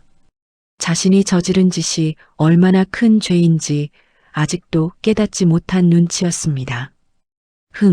조작된 서류 몇 장 들고 와서 누굴 협박해? 내가 이 집안을 위해 헌신한 게 얼마인데 감히 나를 도둑 취급해? 그때 미선이 앞으로 나섰습니다. 미선은 품에서 엄마의 일기장을 꺼내 연숙의 눈앞에 펼쳐 보였습니다. 누렇게 바랜 종이 위에는 그날의 진실이 선명하게 적혀 있었습니다. 미선의 목소리는 차분했지만 그 안에는 서리빨 같은 분노가 서려 있었습니다. 이건 우리 엄마 일기장이에요. 여기 똑똑히 적혀 있네요. 돈은 돌려보냈다고. 할머니가 중간에서 그 돈 가로채고 우리 엄마를 돈만 아는 속물로 만드셨죠? 그리고 아빠한테는 엄마가 돈 받고 도망갔다고 거짓말하셨고요. 당신 욕심 때문에 사랑하는 두 사람이 생이별하고 저는 아빠 얼굴도 모르고 30년을 살았어요. 미선의 말에 친척들이 웅성거리기 시작했습니다. 빼도 박도 못하는 증거들이 쏟아져 나오자 연숙을 옹호하던 사람들의 눈빛이 흔들리기 시작했었죠. 태주는 차갑게 식은 눈으로 연숙을 바라보며 마지막 통보를 날렸습니다. 선택하세요. 횡령죄와 사기죄로 경찰서에 가서 조사를 받으시겠습니까? 아니면 지금 당장 가진 것 다 내려놓고 조용히 스위스 요양원으로 떠나시겠습니까? 제 마지막 자비입니다. 경찰서라는 말에 연숙의 얼굴이 사색이 되었습니다. 평생을 귀부인으로 대접받으며 살아온 그녀에게 감옥은 죽기보다 싫은 곳이었기 때문입니다. 연숙은 다급하게 친척들을 둘러보며 도움을 요청했습니다. 하지만 상황이 불리하게 돌아가는 것을 눈치챈 친척들은 모두 연숙의 시선을 피하며 고개를 돌려버렸습니다. 조금 전까지 연숙의 편을 들던 사람들이 순식간에 등을 돌리는 비정한 모습이었었죠. 철저하게 고립된 연숙은 그제야 털썩 주저앉고 말았습니다. 그녀의 탐욕이 쌓아 올린 모래성이 파도에 휩쓸려 흔적도 없이 사라지는 순간이었습니다. 내가 어떻게 지킨 회사인데 이 늙은이를 이렇게 내쫓아? 두고 봐라. 내 원혼이 되어서라도 너희를 저주할 거다. 연숙은 악담을 퍼부었지만 그것은 패배자의 비겁한 비명일 뿐이었습니다. 다음 날 새벽 연숙은 쫓기듯 짐을 싸서 집을 나서야 했습니다. 화려한 명품 가방 몇 개만이 그녀의 쓸쓸한 퇴장을 함께하고 있었습니다. 현관문을 나서는데 미선이 문 앞을 지키고 서 있었습니다. 연숙은 미선을 노려보며 입술을 깨물었습니다. 하지만 미선은 화를 내지도 비웃지도 않았습니다. 그저 아주 정중하고 차가운 목소리로 마지막 인사를 건넸습니다. 건강하세요. 그리고 거기가 어디든 다시는 돌아오지 마세요. 우리 가족의 행복 속에 당신 자리는 없으니까요. 미선의 말은 그 어떤 욕설보다 더 뼈아프게 연숙의 가슴을 찔렀습니다. 연숙은 차마 대꾸도 하지 못한 채 대기하고 있던 검은색 차에 몸을 실었습니다. 차는 도망치듯 태양그룹 본가를 빠져나갔고 곧바로 공항으로 향했습니다. 사실상 영구 추방이나 다름없는 길이었었죠. 멀어지는 차를 바라보는 미선의 어깨 위로 아침 햇살이 따스하게 내려앉았습니다. 피를 보지 않고 고성을 지르지 않고도 법과 진실로 악인을 처단한 완벽한 승리였습니다. 태준이 뒤에서 다가와 미선의 어깨를 감싸 안았습니다. 30년 동안 가슴을 짓누르던 무거운 돌덩이가 사라진 듯 태준의 표정은 한결 편안해 보였습니다. 두 사람은 마주보고 조용히 미소 지었습니다. 이제 그들을 방해할 사람은 아무도 없었습니다. 하지만 아직 풀어야 할 매듭이 하나 더 남아 있었죠. 바로 미선을 키워준 양육자, 옥순 할머니와 태준의 만남이었습니다. 친딸처럼 미선을 키워준 은인에게 태준은 어떤 감사를 표하게 될까요? 그리고 옥순 할머니가 간직하고 있던 30년 전 영희의 마지막 유언은 무엇이었을까요? 사나운 태풍이 휩쓸고 지나간 자리에는 더 맑고 고요한 하늘이 열린다고 했습니다. 악독했던 계모 박연숙이 떠나고 난 뒤 태준과 미선 부녀에게도 비로소 평화가 찾아왔어요. 하지만 두 사람에게는 아직 풀어야 할 마음의 매듭이 하나 남아 있었습니다. 바로 미선을 친딸보다 더 귀하게 금이야 오기야 키워준 옥순 할머니를 찾아뵙는 일이었어요. 태준은 떨리는 마음으로 가장 좋은 양복을 골라 입었습니다. 그 어떤 중요한 계약을 하러 갈 때보다 더 긴장된 표정으로 넥타이를 매만졌어요. 그것은 딸을 지켜준 은인에 대한 예의이자 뒤늦게나마 사위로서 갖춰야 할 도리였기 때문입니다. 미선의 안내를 받아 태준이 도착한 곳은 6인실 병동이었습니다. 소독약 냄새와 퀴퀴한 곰팡이 냄새가 뒤섞인 좁은 복도를 지나며 태준의 가슴은 쿡쿡 쑤셔왔어요. 내 딸과 내 딸을 키워준 분이 이런 곳에서 아픔을 견디고 있었다니 자신의 화려했던 삶이 부끄러워 고개를 들 수가 없었었죠. 병실 문을 열자 낡은 환자복을 입고 창밖을 멍하니 바라보는 옥순 할머니의 뒷모습이 보였습니다. 앙상하게 마른 어깨와 하얗게 센 머리카락이 지난 세월의 고단함을 말해주고 있었어요. 미선이 달려가 할머니의 손을 잡았습니다. 할머니, 나왔어. 그리고 인사드려. 여기 우리 아빠야. 옥순 할머니가 천천히 고개를 돌렸습니다. 백내장으로 흐릿해진 눈동자가 태준을 향했어요. 태준은 그 자리에 털썩 무릎을 꿇었습니다. 차가운 병원 바닥의 냉기 따위는 느껴지지도 않았어요. 태준은 양복을 입은 채로 바닥에 머리가 닿도록 깊숙이 숙이며 옥순 할머니를 향해 가장 낮은 자세로 큰 절을 올렸습니다. 장모님, 죽을 죄를 졌습니다.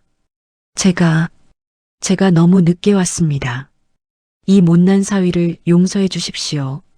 장모님이라는 호칭에 옥순 할머니의 눈이 휘둥그레졌습니다. 평생 독신으로 살며 남의 집 식모살이와 노점상으로 늙어온 옥순에게 장모님이라고 불러주는 번듯한 사위가 생길 줄은 꿈에도 몰랐기 때문입니다. 옥순 할머니는 떨리는 손을 뻗어 엎드려 있는 태준의 머리를 조심스럽게 쓰다듬었어요. 자네가 우리 미선이 압이 되는가? 고개를 드시오. 어디 얼굴 좀 봅시다. 우리 영희가 목숨보다 사랑했다던 그 사람이 맞는지 내 눈으로 좀 봐야겠소. 태준이 눈물 범벅이 된 얼굴을 들자 옥순 할머니는 태준의 얼굴을 한참이나 뜯어보았습니다. 그러고는 깊은 한숨과 함께 고개를 끄덕였어요. 할머니의 기억은 어느새 30년 전 장마가 지루하게 계속되던 1995년의 그 여름날로 거슬러 올라갔습니다. 비가 억수같이 쏟아지던 날 밤이었습니다.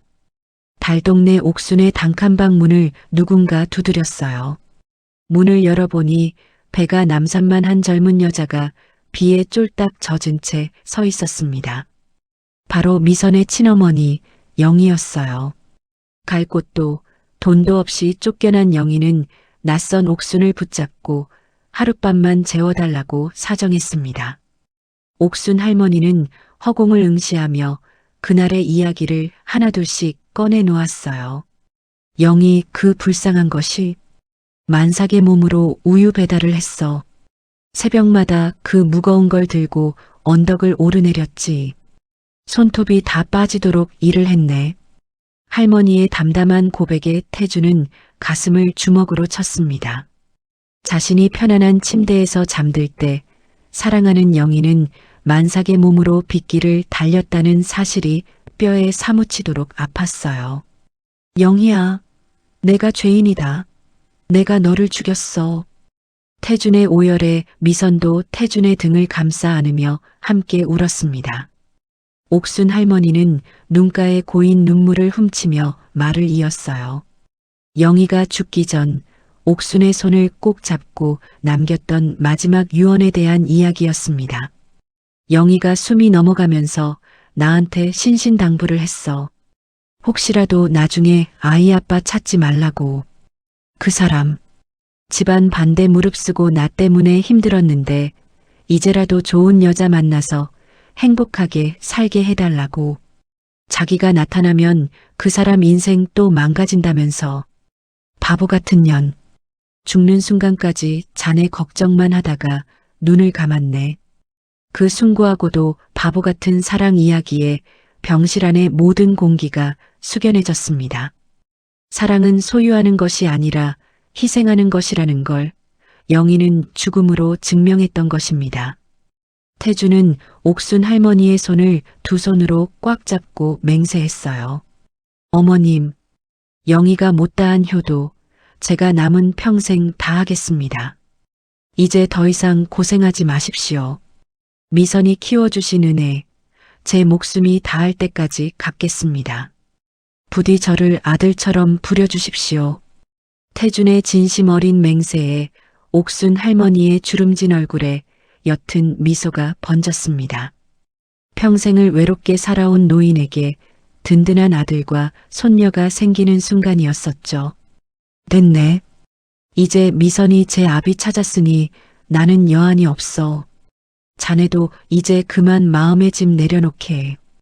영희도 하늘에서 자네가 이렇게 훌륭한 아비가 된 걸 보고 기뻐할 걸세. 고맙네. 우리 미선이 버리지 않고 찾아줘서 정말 고맙네. 세 사람은 서로의 손을 맞잡고 한 덩어리가 되어 울었습니다. 피보다 진한 것은 정이고 시간보다 강한 것은 사랑이었어요. 옥순 할머니, 태준, 그리고 미선. 서로 다른 상처를 가진 세 사람이 만나 비로소 완벽한 하나의 가족이 되었습니다. 잠시 후 태준은 곧바로 비서실장에게 전화를 걸었습니다.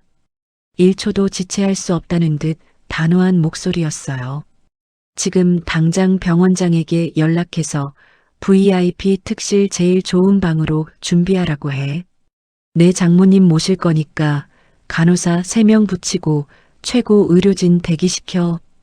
그리고 오늘부터 병원비는 전액 태양그룹에서 지원한다.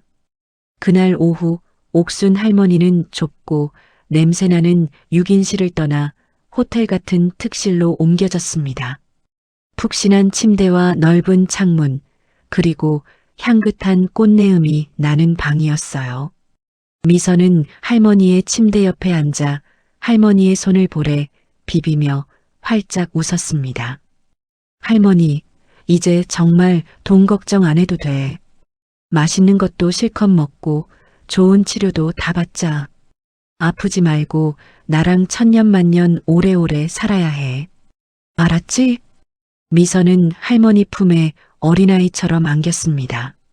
할머니의 가슴에서는 여전히 포근한 엄마 냄새가 났어요. 태주는 그 모습을 흐뭇하게 바라보며 조용히 눈시울을 붉혔습니다.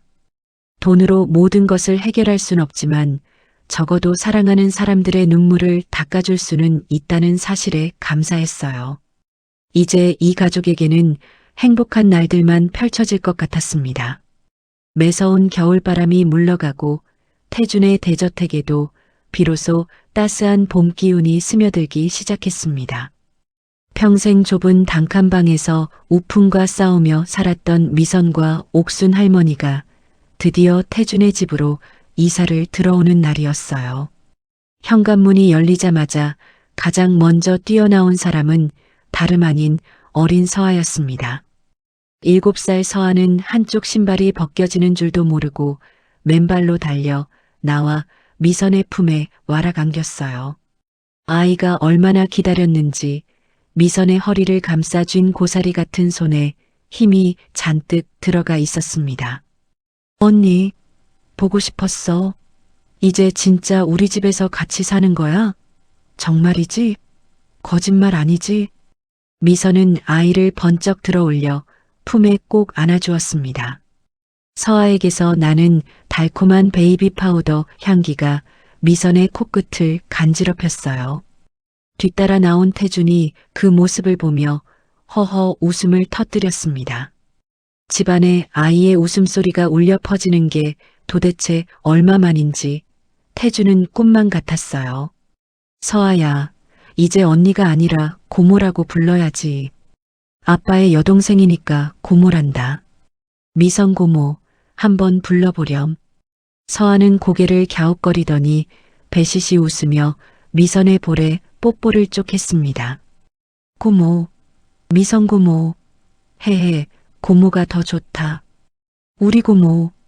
고모라는 호칭이 아직은 낯설지만 미선의 가슴은 벅차올랐습니다. 옥순 할머니도 으리으리한 집 안 풍경에 입을 다물지 못하면서도 손녀딸이 행복해하는 모습에 눈시울을 붉히셨어요.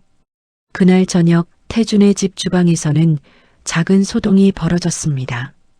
특급 호텔 출신 주방장이 저녁 식사를 준비하려는데 미선이 소매를 걷어붙이고 주방으로 들어섰기 때문입니다.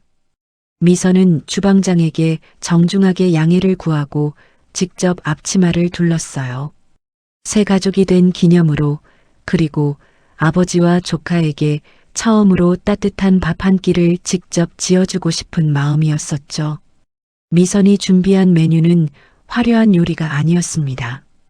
뚝배기에서 보글보글 끓는 구수한 된장찌개와 파와 당근을 잘게 다져 넣고 두툼하게 말아낸 계란말이였어요.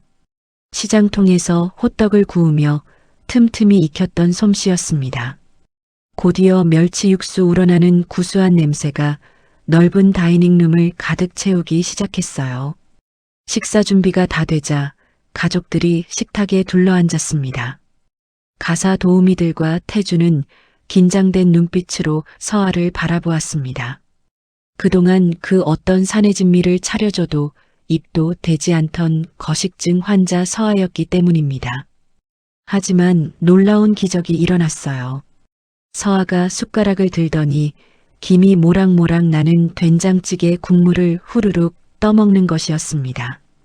그러고는 눈을 동그랗게 뜨며 외쳤어요. 와, 맛있다.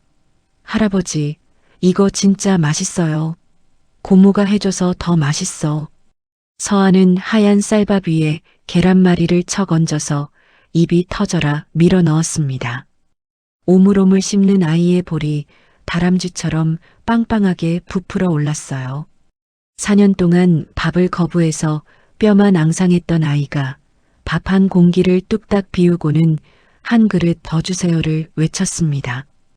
태주는 수저를 들 생각도 잊은 채 손녀가 밥 먹는 모습만 하염없이 바라보았습니다. 그의 눈가에 뜨거운 눈물이 맺혔어요.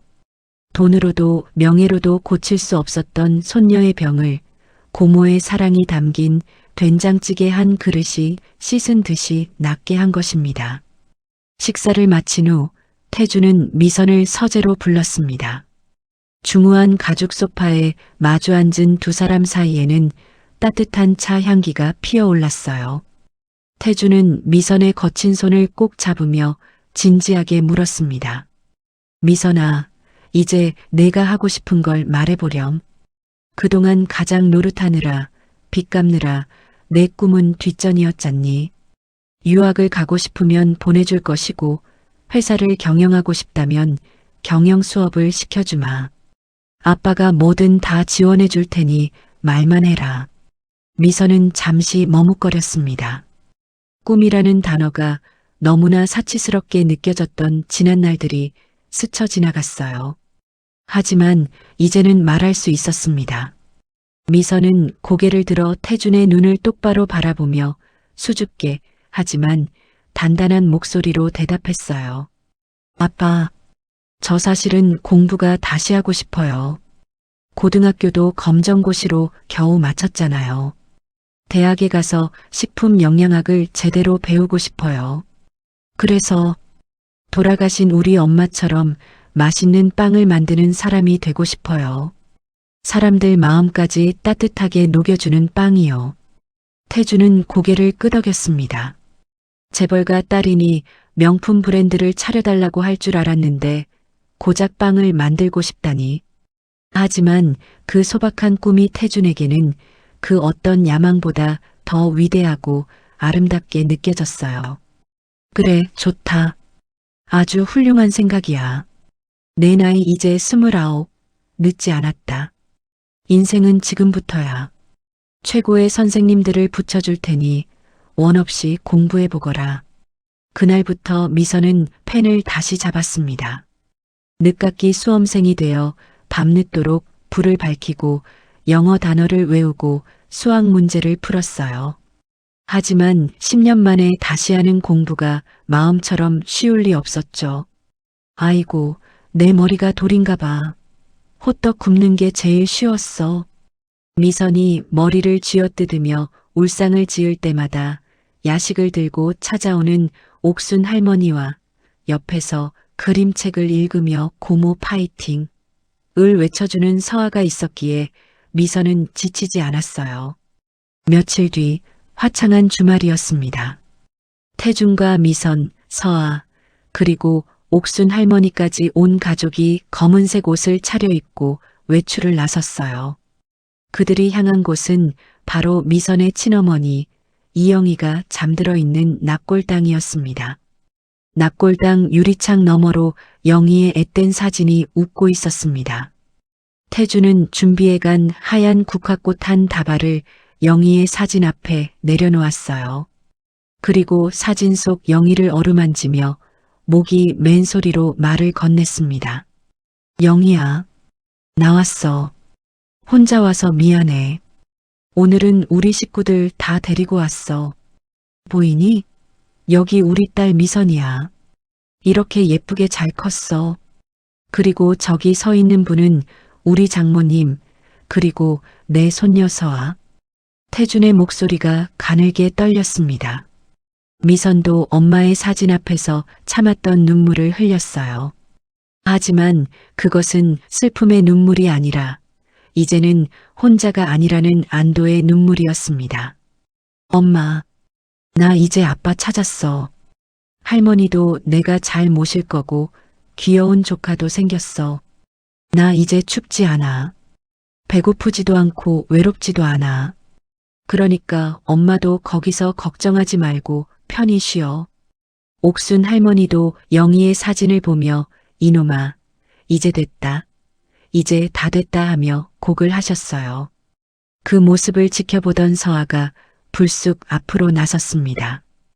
그리고 영희의 사진을 향해 배꼽 인사를 꾸벅했어요. 할머니, 안녕하세요. 저는 서아예요. 우리 고모 낳아주셔서 감사합니다. 제가 고모랑 할아버지랑 왕할머니랑 사이좋게 잘 지낼게요. 서아의 당찬 인사에 눈물바다였던 납골당에 웃음꽃이 피었습니다. 태주는 영희의 사진 앞에서 굳은 다짐을 했어요. 당신이 목숨 바쳐 지킨 우리 딸, 내가 남은 생을 다 바쳐서 세상에서 제일 행복한 여자로 만들겠다고 말입니다. 납골당을 나서기 전 네 사람은 나란히 섰습니다. 지나가던 관리인에게 부탁해 가족 사진을 찍기로 했어요. 가운데에 옥순 할머니와 서아가 서고 양옆에 태준과 미선이 섰습니다. 자, 찍습니다. 김치. 셔터 소리와 함께 네 사람의 환한 미소가 네모난 프레임 안에 담겼습니다. 피가 섞인 가족과 가슴으로 맺어진 가족이 하나가 되는 순간이었어요. 사진 속 그들의 모습은 세상 그 어떤 보석보다 더 빛나고 아름다웠습니다. 시간은 흐르는 물과 같아서 어느덧 계절이 바뀌고 뜨거운 여름이 지나 선선한 가을바람이 불어오기 시작했습니다. 지난 6개월 동안 태준의 대저택 서재에서는 밤새 불이 꺼지지 않는 날이 많았어요. 늦깎이 공부를 시작한 미선은 코피를 쏟아가며 책과 씨름했습니다. 영어 단어 하나가 안 외워져서 울기도 하고 수학 공식이 이해가 안 돼서 머리를 쥐어뜯기도 했지만 미선은 포기하지 않았어요. 그리고 드디어 노력은 배신하지 않는다는 말처럼 기적 같은 결과가 찾아왔습니다. 미선이 대입 검정고시에서 전 과목 만점을 받고 서울의 명문 대학교 식품영양학과 수시 모집에 당당히 합격한 것입니다. 합격 통지서를 받아든 날 옥순 할머니는 동네가 떠나가라 만세를 부르셨고 태주는 합격증을 액자에 넣어 갑오로 걸어두겠다고 너스레를 떨었었죠. 하지만 진짜 감동적인 사건은 그 다음이었습니다. 태주는 미선의 합격을 기념하여 그동안 마음속으로만 품어왔던 거대한 계획을 세상에 공표했어요. 바로 자신의 사재 500억 원을 털어 이영의 장학재단을 설립하기로 한 것입니다. 사랑했던 여인의 이름을 딴 재단을 만들어 가난 때문에 꿈을 포기해야만 했던 수많은 젊은이들을 돕기로 결심했던 것이죠. 드디어 재단 출범식이 열리는 날이 밝았습니다. 서울의 한 특급 호텔 대연회장은 수많은 취재진과 정재계 인사들로 발 디딜 틈이 없었어요. 화려한 조명이 쏟아지는 단상 위로 오늘의 주인공인 재단 이사장 미선이 올랐습니다. 6개월 전 낡은 패딩 점퍼를 입고 호떡을 굽던 그 처녀가 맞나 싶을 정도로 단아한 정장 차림에 미선은 눈부시게 아름다웠어요. 하지만 미선의 눈빛만은 여전히 호떡을 굽던 시절처럼 깊고 따뜻했었죠. 마이크 앞에 선 미선은 떨리는 목소리를 가다듬고 천천히 입을 떼었습니다. 안녕하십니까? 이영의 장학재단 이사 박미선입니다. 사실 저는 불과 반년 전만 해도 명동거리에서 호떡을 팔던 노점상이었습니다. 1,000원짜리 호떡 한 장을 팔기 위해 추위와 싸워야 했고 내일 당장 쫓겨날까봐 두려움에 떨며 살았습니다. 좌중이 술렁거렸습니다. 재벌가 딸이 자신의 가난했던 과거를 이토록 솔직하게 고백할 줄은 아무도 몰랐기 때문입니다.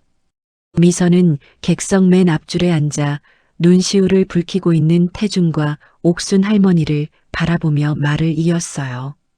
제 어머니 이영애 씨는 평생 가난했습니다.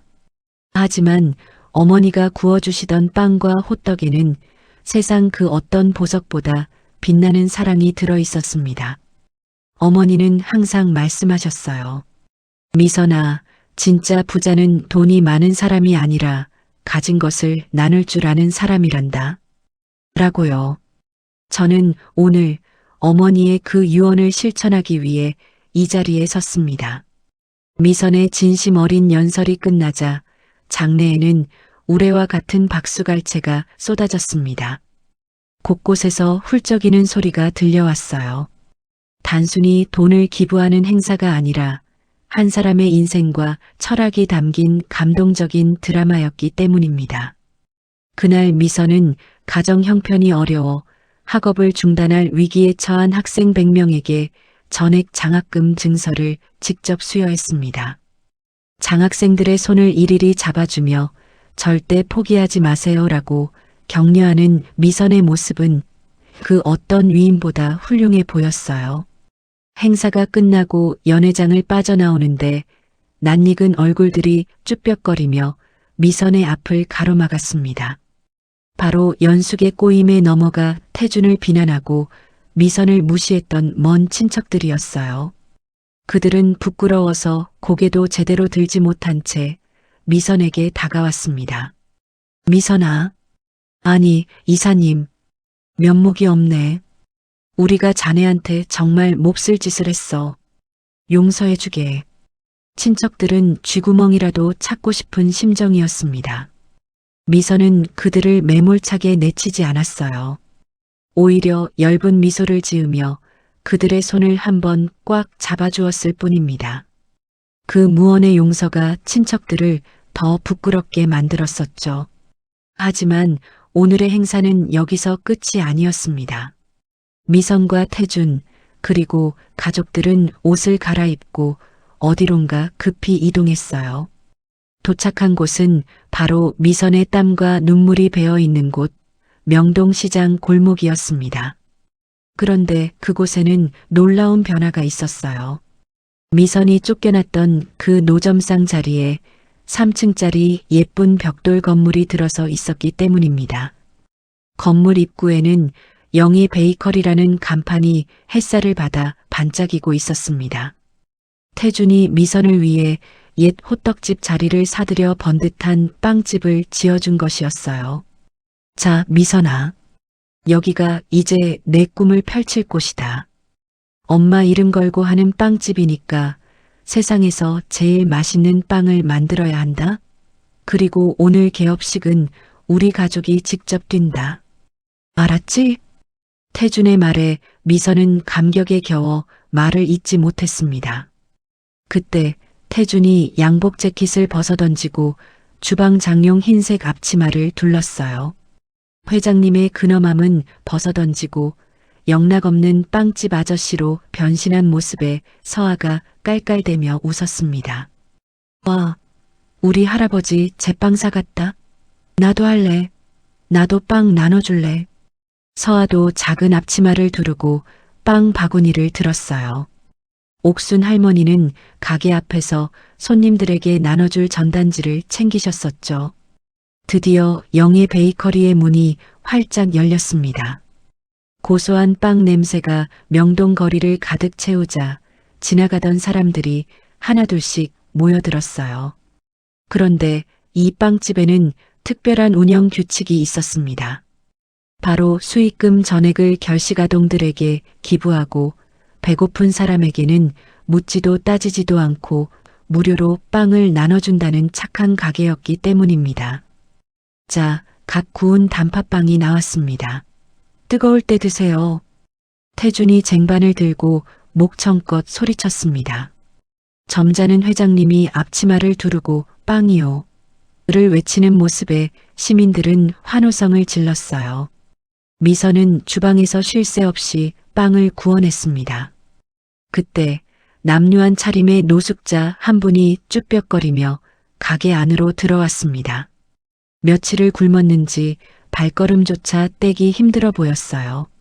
미선은 주방에서 뛰쳐나와 가장 크고 따뜻한 빵 봉지를 그분의 손에 쥐어주었습니다. 아저씨, 어서 오세요. 이거 방금 나온 거라 아주 따뜻해요. 우유랑 같이 드세요.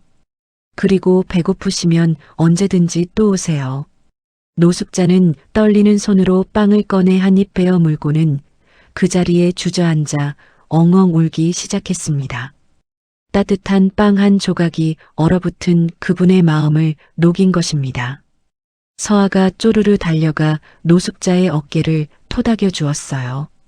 할아버지, 울지 마세요. 우리 고모 빵 먹으면 힘이 불끈불끈 솟아요. 서아의 당찬 포부에 가게 안에 있던 손님들이 모두 박수를 쳤습니다. 태준은 흐뭇한 표정으로 그 광경을 바라보며 옥순 할머니의 손을 꼭 잡았어요.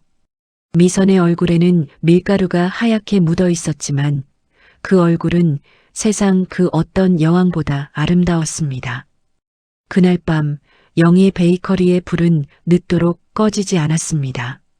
가족들은 몸은 고단했지만 마음만은 깃털처럼 가벼웠어요. 미선은 밤하늘을 올려다보며 속삭였습니다.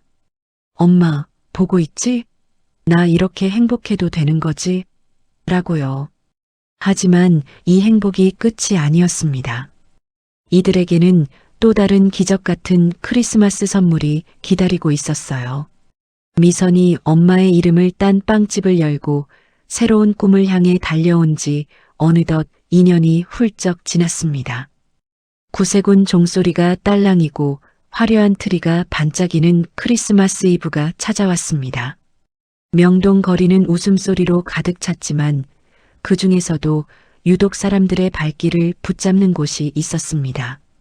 고소한 기름 냄새와 달콤한 설탕 냄새가 피어오르는 영희 베이커리 앞이었어요. 그곳에는 아주 특별한 풍경이 펼쳐지고 있었습니다. 어엿한 대학교 3학년 우등생이 된 31살의 미선이 능숙한 솜씨로 호떡을 굽고 있었어요.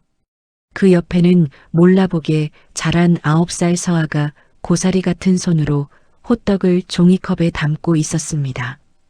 밥을 못 먹어 뼈만 앙상했던 그 아픈 아이가 맞나 싶을 정도로 서아는 건강하고 씩씩한 초등학생이 되어 있었었죠. 자, 뜨끈뜨끈한 사랑의 호떡 드시고 가세요. 오늘 수익금은 전액 불우이웃 돕기에 쓰입니다. 목청 좋게 손님을 부르는 사람은 옥순 할머니였습니다. 팔순이 가까운 나이라고는 믿기지 않을 만큼 정정한 목소리였어요. 할머니는 최근 노인복지관에서 댄스 스포츠를 배우기 시작하셨는데 덕분에 허리도 꼿꼿해지고 얼굴에는 생기가 넘쳐 흘렀습니다. 그 옆에서 계산을 돕고 있는 태준 회장은 이제 회사 경영을 전문 경영인에게 맡기고 오로지 가족과의 시간에 집중하는 평범한 가장으로 돌아와 있었었죠. 미선은 노릇노릇하게 익은 호떡을 뒤집으며 흐뭇한 미소를 지었습니다. 3년 전만 해도 이 거리에서 추위에 떨며 외롭게 호떡을 팔았었죠. 하지만 지금은 사랑하는 가족들이 곁에 있고 자신이 만든 빵으로 누군가를 도울 수 있어서 꿈만 같았습니다. 그때였습니다. 줄을 서서 기다리는 사람들 틈에서 쭈뼛거리는 한 젊은 여자가 미선의 눈에 들어왔어요. 낡은 털신을 신고 얇은 코트 하나로 추위를 견디고 있는 아이 엄마였습니다. 그 엄마의 손에는 5살쯤 되어 보이는 어린 딸이 매달려 있었어요. 엄마, 나 저거 먹고 싶어. 호떡? 냄새가 너무 좋아. 응, 사줘. 아이 엄마는 난처한 표정으로 주머니를 뒤적거렸습니다. 하지만 잡히는 것은 동전 몇 개뿐인지 엄마의 얼굴이 붉게 달아올랐어요. 지민아, 미안해. 엄마가 지금 돈이 없어서 집에 가서 밥 맛있게 해줄게. 가자, 응? 아이는 금방이라도 울음을 터뜨릴 것 같은 표정으로 호떡판에서 눈을 떼지 못했습니다. 그 모습을 지켜보던 미선의 가슴이 쿵 하고 내려앉았어요. 30년 전 돈이 없어서 호떡 가게 앞을 서성이다가 침만 삼키고 돌아서야 했던 자신의 엄마 영희와 어린 시절 자신의 모습이 겹쳐 보였기 때문입니다. 미선은 하던 일을 멈추고 각 구운 호떡 2개를 종이컵에 담았습니다. 그리고 가게 밖으로 뛰쳐나가 돌아서려는 아이 엄마를 불러세웠어요. 손님, 잠깐만요. 아이가 너무 예뻐서 주는 크리스마스 선물이에요. 그냥 드리는 거니까 부담 갖지 말고 받으세요. 미선은 아이의 손에 따뜻한 호떡을 쥐어주고 엄마의 손에도 나머지 하나를 쥐어주었습니다. 그리고 빵 진열대에서 우유와 단팥빵까지 한 봉지 가득 담아 건넸어요. 아이 엄마는 믿기지 않는다는 듯 눈을 동그랗게 뜨고 미선을 바라보았습니다. 처음 보는 사람에게 받는 과분한 친절에 엄마의 눈시울이 붉어졌어요. 저 돈이 모자라서 안 주셔도 되는데 정말 감사합니다. 이 은혜 잊지 않을게요. 아이 엄마는 몇 번이고 허리를 숙여 인사했습니다. 호떡을 한 입 빼어 문 아이의 얼굴에 세상을 다 가진 듯한 행복한 미소가 번졌어요. 그 모습을 보며 미선의 코끝도 찡해졌습니다. 1,000원짜리 호떡 한 장이지만 그 안에는 얼어붙은 마음을 녹이는 엄청난 힘이 들어 있었어요. 옆에서 지켜보던 서아가 미선의 앞치마를 잡으며 말했습니다. 고모, 마음이 따뜻해져. 마치 난로를 켜놓은 것 같아. 호떡처럼. 서아의 순수한 말에 태준과 옥순 할머니도 빙그레 웃음을 지었습니다. 태준은 추위에 빨개진 미선의 손을 자신의 두 손으로 감싸 호호 불어주었어요. 우리 딸 장하다. 정말 장해. 내 엄마가 하늘에서 보고 얼마나 기뻐하겠니. 아빠는 미선이 내가 내 딸이라는 게 세상에서 제일 자랑스럽다. 태준의 칭찬에 미선은 수줍게 웃었습니다. 어느새 하늘에서 하얀 한방눈이 펑펑 쏟아지기 시작했어요. 거리에는 흥겨운 캐럴이 울려 퍼지고 사람들의 머리 위로 축복처럼 눈이 내려앉았습니다. 미선은 잠시 일을 멈추고 밤하늘을 올려다보았어요. 까만 밤하늘에서 춤추며 떨어지는 눈송이 사이로 엄마 영희가 환하게 웃고 있는 것만 같았습니다. 미선은 마음속으로 엄마에게 속삭였습니다. 엄마, 보고 있지? 나 이제 하나도 안 외로워. 아빠랑 할머니랑 그리고 서아랑 정말 행복하게 살고 있어. 엄마가 남겨준 사랑, 내가 더 크게 키워서 세상 사람들에게 나눠줄게. 사랑해, 엄마. 미선의 눈가에 맺힌 눈물이 보석처럼 반짝였습니다. 가족들은 누가 먼저랄 것도 없이 서로에게 다가갔어요. 태준이 팔을 벌려 옥순 할머니와 미선, 서아를 한 품에 둥글게 껴안았습니다. 서로의 체온이 전해지며 추운 겨울바람 따위는 느껴지지도 않을 만큼 따뜻한 온기가 그들을 감쌌어요. 미선은 품 안에서 김이 모락모락 나는 호떡 하나를 꺼내 밤하늘을 향해 높이 들어 올렸습니다. 마치 하늘에 계신 엄마에게 건네는 건배 제의 같았어요. 동그란 호떡 위로 하얀 눈이 사르르 내려앉았습니다. 사랑은 30년이 지나도 식지 않습니다. 마치 이 뜨거운 호떡 속의 꿀물처럼 우리 가슴 속에 언제나 따뜻하게 흐르고 있으니까요. 미선 씨 가족이 구워낸 것은 단순한 밀가루 반죽이 아니었습니다. 그것은 용서였고 화해였으며 춥고 배고픈 이들을 안아주는 위로였어요. 지금 여러분의 곁에도 사랑하는 가족이 있나요?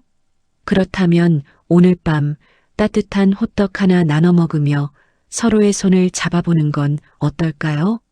따뜻한 사랑은 돌고 돌아 언젠가 기적처럼 우리에게 다시 찾아올 테니까요.